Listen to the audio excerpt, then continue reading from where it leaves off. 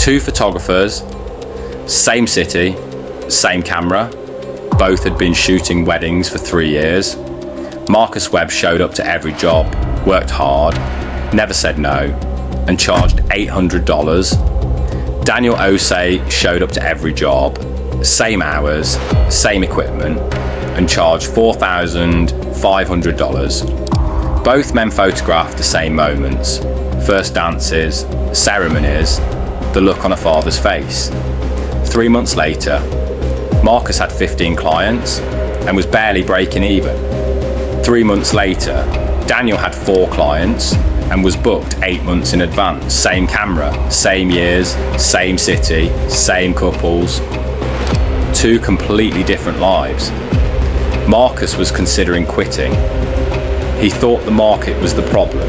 It was not the market. It was not the competition. It was not Marcus. It was one number, written on one invoice, sent to every client. Daniel understood something about pricing that Marcus didn't, and it had nothing to do with talent. That understanding is worth thousands of dollars, and in the next 6 minutes, it belongs to you. Welcome back to the Freedom Blueprint. I'm going to show you exactly why undercharging is not playing it safe. It is the most expensive mistake you are making. Marcus and Daniel had the same skill. What Daniel had, you are about to learn. In episode 3, we built your schedule. Today, we fixed the number. Let's get into it. You just watched Marcus do everything right. He showed up, he worked hard, he never said no, and he was drowning. Not because he lacked talent, not because the market was bad. Here is why. Marcus thought the same thing most people think. If I charge too much, nobody will hire me. I'm not experienced enough yet. I need to start low and prove myself first. So Marcus did what felt safe.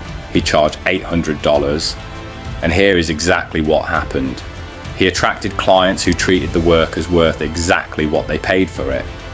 They haggled, they asked for endless revisions, they paid late. Price is a signal. It communicates your value before you have said a single word. When Marcus charged $800, the signal said, "This work is worth $800. Daniel sent a completely different signal. To earn $2,000 a month at $800, Marcus needed at least 3 clients, 15 extra hours every week. At $4,500, Daniel needed 1 client and had time left over to do his best work. Daniel did not start at $4,500. Nobody does. There is a progression, 3 pricing models. Each one works, but they are not equal. And the sequence you move through them is the path to financial stability. Model 1, hourly. Marcus lived here. Simple to explain, easy to understand. But here is the problem nobody talks about. The better you get, the faster you work, and the less you earn per project. Hourly pricing punishes excellence. Model 2, project-based, a flat fee per deliverable. $500 for a portrait session, $1,500 for a full wedding gallery. The client knows exactly what they are getting. You know exactly what you are delivering. And when you get faster, you earn more per hour. Excellence is rewarded. Model 3, the retainer. This is where Daniel lived. A client pays you a fixed amount every single month for ongoing work. This is the holy grail of side hustle income. Because it is predictable, it is recurring, it removes the anxiety of finding new work every 30 days. Start with project-based pricing, build trust with clients, evolve toward retainers. That is the path that creates income that stops depending on hunting every month. Now I want to teach you the pricing philosophy that separated Daniel from Marcus. It is not experience. It is not years in the field. It is a single shift in how you think about what you charge. And it is the reason Daniel could charge $4,500 for the same wedding Marcus charged $800 for. It is called value-based pricing. Instead of pricing based on your time, you price based on the value of the outcome to the person receiving it, not what it costs you to produce, what it is worth to the person receiving it. That is your price anchor, not your hours. Here is how Daniel thought about his wedding. Under hourly pricing, 8 hours at $100, that is $800. That is what it cost him to produce. But here is the question value-based pricing asks first. A wedding happens once. The photographs survive for generations. What did Daniel just contribute to their life? Suddenly, $800 sounds like he was giving the work away. Charging 4,500 sounds completely reasonable. The math did not change. The perspective did. Stop pricing based on what your time costs you. Start pricing based on what your results are worth to them. That single shift is worth thousands of dollars. Daniel knew his price. Marcus knew his number too. He just couldn't say it without lowering it before the client had even responded. Knowing the right price is one thing.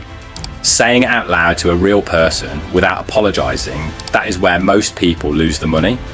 Rule 1. Never apologize for your price. The moment the sentence begins with, "I know it might be a little expensive," you have already lost. Apologizing for a price signals that you agree it is not worth it. Say the number. Clean, full stop, no qualifier. Rule 2. Present the outcome before the price. Walk them through what they are going to get. Make the value vivid and specific. Then name the number. Rule 3. Do not fill the silence. After you say the price, stop talking.